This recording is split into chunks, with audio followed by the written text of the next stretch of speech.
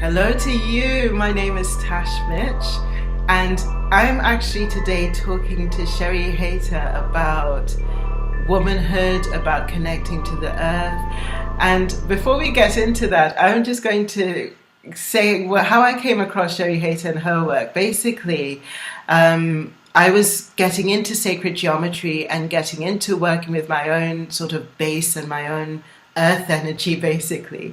And I was speaking to a number of different people, and Sherri's name just kept coming up and up as somebody who has really taken quite a rooted place in working with the energy of the earth and working with grids and working with light and mandalas. So it just seemed obviously resonant that I was going to have this conversation with you, Sherri. Welcome. Thank you so much. It's such a pleasure to be here. I'm so glad to finally meet you. We've been sort of in the interwebs together and, seen comments and been in conversations, but to finally meet is just such a blessing. Thank you. Absolutely. So basically, just give us a little bit of an introduction to you, because I know there's so much juicy stuff in your life and in your trajectory in terms of how you came to the work that you do. So just give us just a sort of short picture of what that looks like. Condense it down, yes. As I was saying earlier, I began sort of in this lifetime with a family that was in a manufacturing business. And so we manufactured warning lights. So from a very early age, I really understood more in a scientific way the way energy runs, the way it flows, how to create circuits. And it just was a natural sort of overlay into sacred geometry, because that's essentially what circuit boards are. They're essentially like another form of sacred geometry, and they serve a purpose. When you create a circuit board, you have an intention of what you want that circuit board to do. And when you work with crystal grids, the same is true. So you're actually flowing and working with energy to create an objective that you're hoping to create. You're giving it sort of instructions of what you want to bring forward. And so that was kind of a natural progression, although at the time I didn't really see how having a manufacturing company was going to play into anything with my future. I was an art student. I went to art school. I was very creative my whole life. So that just seemed really kind of like the opposite of creativity. But I've only come to realize now how, naive I was with that assumption. And so now I'm finding my way back to, pure creation. And I always love to bring sacred geometry into everything I do, and land grids as well. I've laid a lot of land grids as we traveled across the country. My husband and I came from Ontario to BC. And so along the way, I interspersed lots of, magical little grids within the planet and within the trees. And I just love connecting in with all of those things. And I love how they all like to communicate with one another too. So the crystals, the forests, everything, they really, groove off of each other in a beautiful way. Absolutely. So basically, I'm in the process of putting together an immersion called Goddess Woman, which is basically set around 7 different characters. And one of the characters within it is the Earth Woman, and what it means as a woman to connect to the earth, what it means as a woman to connect to the wisdom, and just that sort of sense of resonance and resource that the earth has for us. So can you just, because I know your connection with the earth is just quite amazing, and we were speaking earlier about, you being near the ocean, but also having quite a strong relationship with forests. So can you tell me, as a woman, your connection to the earth, how is that? Yeah, the earth teaches us so much as women, and I think we have this really direct connection to the earth as women that is different than men. It's not that men don't connect to the earth, but the earth is by its very nature generative, and so are women. So women are generative, right? We grow life within us, we birth, and the earth does the same thing. So there's always that direct generative connection. And I just find with the earth, the way everything is so interconnected as well, I feel really mirrors back the feminine, because we are naturally very connecting as well. We sort of have that natural ability to just connect with other women, and even societally, it's accepted for women to embrace and for women to hold hands and all kinds of different things that men sort of don't have that societal acceptance with that. And that all comes from the earth and just the wisdom that she brings us. And I remember I had an experience before I left. I didn't tell you this earlier, but I had a beautiful maple tree where we lived. So we lived in Ontario in the Niagara region. And it was probably about 150 years old, this maple tree. And so I would often meditate out there. When I would create works of art, I would often bring them out there and connect with that energy of that tree because it was just so potent and powerful. And as we were getting ready to leave, I think it was like the day before, I was in tears because I just loved this tree. Like, I just didn't want to leave it. Yeah. And of course, you can't bring a tree with you. So I was hugging my tree, and I left crystals around it and everything just as a blessing and a thank you. And I heard that tree say to me, like, you can connect with me anywhere you go. You just have to connect with another tree. Yeah. And I was like, of course that's all I have to do, right? Like, you're all interconnected. Yeah. So now when I'm out here, I just got full goosebumps. I just love that tree. But every time I'm in the forest, if I want to just connect with my maple back home, I just connect with the trees here, and I've got an instant connection. Yes. So it's so powerful, you know, to know that the earth and her wisdom is always available to us in any moment. You know, we just really have to ask and sit with it and create some space to receive her messages. Yes, absolutely. That's a big, massive one. But also the consciousness and awareness piece for me is a big, massive one as well, because I feel like if we live in an urban society, we get so tempted to be in our heads. You know, we get so tempted to live in this upper realm, and we don't connect to our feet, and we certainly don't connect to the earth beneath our feet. And I feel as soon as we actually put consciousness and awareness to what's going on beneath our feet, there's a wisdom and an intelligence that comes to meet us at the bottom of the feet that informs our entire body, you know? Yeah. And you know, I think as women, I remember as a younger person, I was always so disconnected from my body as well. And the body is very much of the earth, you know, that material plane. And our mind and our thoughts and our intellect are very limited. Yeah. You know, we think that that's sort of all there is, but it's very, very limited. And it's a great tool. It's a great tool for us to have access to, but it's not the end all and be all. Yes. And so when I was younger, I kind of felt like I was just a head with feet, right? Like I'm just a walking around head. I was so disconnected from my body. Yeah. And so because, you know, culturally and the conditioning, I was never happy with my body. I thought I was too big. I didn't fit in. And so I kind of shunned my body. And I think that naturally kind of disconnected me from the planet. So even though, you know, I was always a nature kind of person, I was always out hiking or swimming or whatever, and that would unfold naturally. I would connect and I would feel a sense of ease and a sense of peace. I still wasn't accepting myself, and that makes the full circuit connection. Yes. Without it, it's kind of like the electricity is kind of jumping over, and it's not as potent and it's not as powerful, and we don't have as much at our disposal to draw from, and the wisdom that the earth has to teach us and share with us. So yeah, I think that's so powerful. And what you were saying about the intention, that's where the mind can actually be used in a powerful way. Is how you were talking earlier, you know, to set those intentions and hold those intentions to connect in with that earth energy, no matter where you are. Like, I loved how you said that in our prior conversation, that we have that ability no matter where we are. Yes.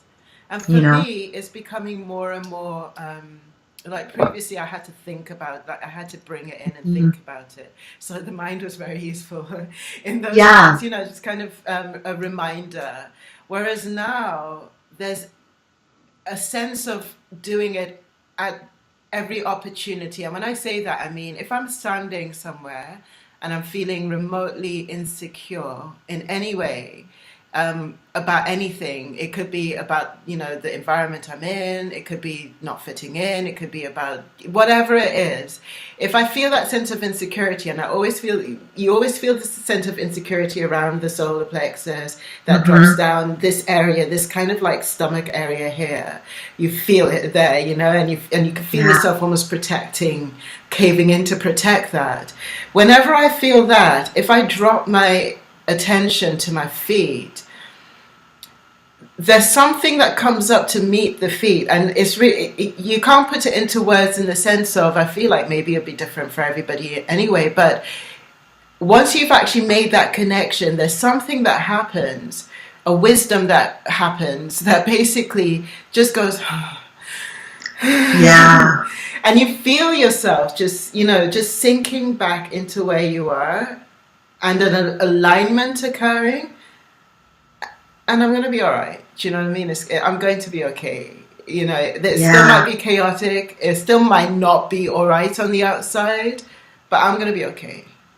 And it's an instantaneous hit. Do you know what I mean? It's kind of like, and it's so beautiful.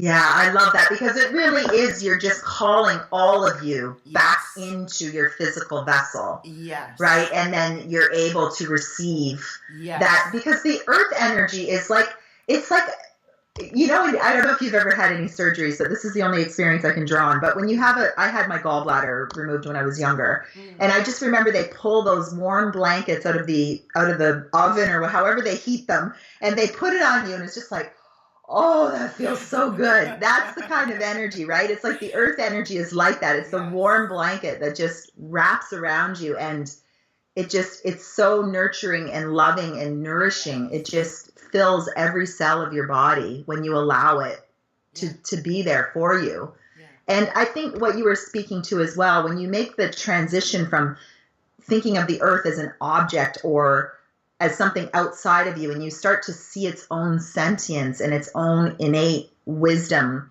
that is separate from your own wisdom as well. Just like when you look at the sun, if you think of the sun as having a sentience and knowing that it's a sun and that it's here to express as a sun, it starts to change the way that we enter relationship with everything. We stop looking at things and objectifying them and start seeing them as, the same as us, but yet here for a different purpose. Yeah. And I think that makes all the difference.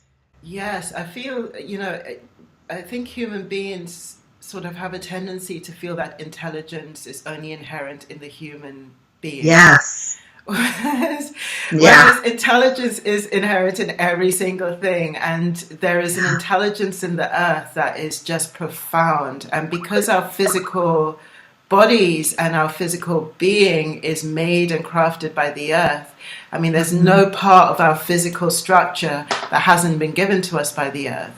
So our physical structure knows very well how to communicate with that intelligence and that wisdom, and it's beside our our mind that kind of like is a bit like this. It's completely apart from that, that communication. But I feel like what wants to happen is that consciousness wants to be, or there's an element where if we involve consciousness, it becomes so much more powerful. Yeah, absolutely. That conscious intent, I mean, it trumps everything. So sometimes I notice even when people are first approaching crystal grids or sacred geometry, they feel sort of intimidated by it or think, well, I don't know how to work with it or what to do. And I always say that your intention trumps everything. Yes. Like if your intention is strong and pure, then you can't mess it up. I mean, you can't connect with the earth in a wrong way if your intention is there. Yes. That's really all that matters. There's no like secret methods or anything like that. It's like it really isn't the intention behind it, and that's what creates these deep, powerful connections to all the things that we seek out, And the intention, because sometimes with an intention, like when we say intention, it could sound a bit, okay, so how do I craft my intention? But Yeah, actually, yeah, intention is just noticing what's going on at the bottom of the feet and yeah, sinking into that, isn't it? yeah, It could be as yeah, simple as, I mean, it could be as profound as whatever it is you want it to be. You know, you can have your goals and your wishes and your dreams, and your intentions can be based around that. But there's such a simplicity in like, right, my feet aren't on the floor right now. Let me yeah, just connect. You know, let me yeah, just sink right back in. And once you've done that, your body is connected. You're connected to yeah. your body as a tuning fork again, you know? Yeah, I love that. I mean, because humans, we love to complicate things, don't we? We love to make things. I mean, that's all mentation. It's all our mind that loves to do that kind of stuff in our ego. Yes. And when we just kind of let that go, and like I said, when I'm in the forest, if I just even touch a tree, I just say, like, hello, any Yes. messages for me? Yes. It can be as simple as that. It can be as Yes. simple as just taking in everything as being sentient and as having information and wisdom to share, even Mm, just approaching everything in that way. Your mm, plants, your partners, your pets, the yes. grass, the flowers, if you approach all of that with that intention, then messages start to come, and they start coming really quickly. Absolutely. They all want to speak, they all have messages to share and ways for us to connect in and be supported. I always say that too. I think of all of these systems as helper energies, so crystals and the forests and the oceans, they're all like helper energies that are here to assist us as well with our own evolution. And then we in turn assist them Yes. with their evolution, because they're here for specific, like they're on their own evolutionary path too. Mm, And we don't really speak in those terms, right? We don't speak in terms of like, well, the earth is on an evolutionary path. yes. Yes. Yeah, it is, Yes. and it's separate, but part of our evolutionary path too. But of course, the Earth's timeline is a lot longer than our timeline in this incarnation. Of course, like we Yeah. may keep coming back as different incarnations, but the Earth is a much longer path. But it definitely has its own evolution that it's moving up towards as well. And So, that's the thing, we sometimes forget that the Earth has been here for billions. I mean, when you yes, think of a billion yes. years, I mean, you can't even conceive it, can you? Really? It's like, how many zeros is that? I don't I even. It's know, like 9 zeros or something. Like, absolutely. It's just you like it's know, been here, and it's not even 1 billion; it's billions of billions. years. Yeah. So And that's just what we know. I mean, yes, that yeah, we could be ill informed on that as well. yes, yeah. So Yeah, so I mean, basically, it holds a level of wisdom that certainly for us in our short lifespan can actually have a lot of a lot. We can get a lot from that. The other thing that's really coming forward to talk about, because I know that you spoke about it previously. I was saying about each of us having our own individual grid or our own individual template or blueprint that is actually waiting for us in the earth when we incarnate, when we're born, when we're here in this human form. There's a template that is actually us, belongs to us, is ours and ours alone, and each individual has theirs.